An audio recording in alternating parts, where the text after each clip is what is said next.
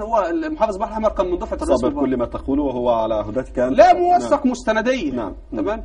فمبارك قال له ده راجل عبيط، فقال له لا يا فندم هذا رجل مرتشي. وعندما صدر قرار من النيابه العامه بالقبض، تم القبض على جميع المتهمين عدا المحافظ، وتم اقالته من منصبه. وفيما بعد نظرا لانه بقى العديد من الوزراء كانوا حصلوا على اراضي اصلا من هذا المحافظ في البحر الاحمر، وتم ضبط هذه الاوراق حتى لا تكون فضيحه.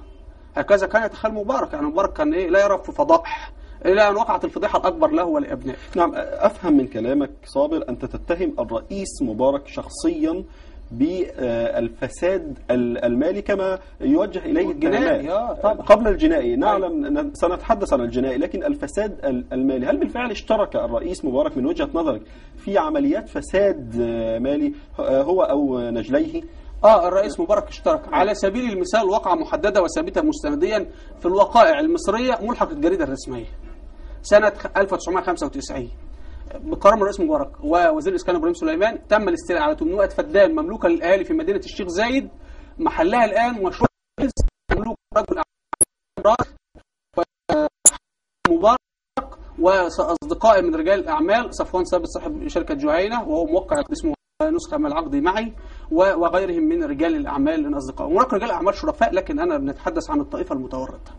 ما حدث تحديدا أنه هذه الأرض أعجبت مجدي راسخ عند إنشاء مدينة الشيخ زايد، وكانت أرض زراعية تتبع لجماعة تسمى الثورة الخضراء، هي المنطقة موجودة على بوابات الكيلو 28. نعم. فأعجبت هذه الأرض مجدي راسخ اللي هو حمى علاء مبارك. نعم. فطلبها من إبراهيم سليمان وزير الإسكان الأسبق والذي تم حبسه هذا الأسبوع.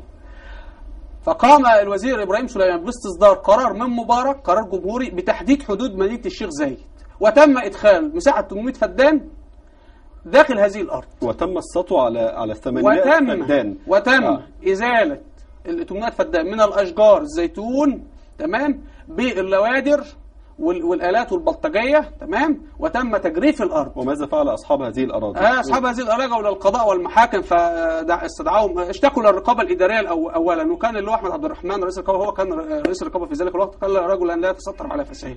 فأرسل إبراهيم سليمان لماذا سحبت هذه الأراضي من الأهالي؟ فذهب إليه الوزير بنفسه إبراهيم سليمان وقال له يا سيادة اللواء حضرتك عاوز تعرف إيه سبب سحب الأرض؟ قال له نعم. قال له مجدي راسخ اللي هو حمى علاء مبارك طلب الأرض. قال أقول له لا، فحصل على الأرض.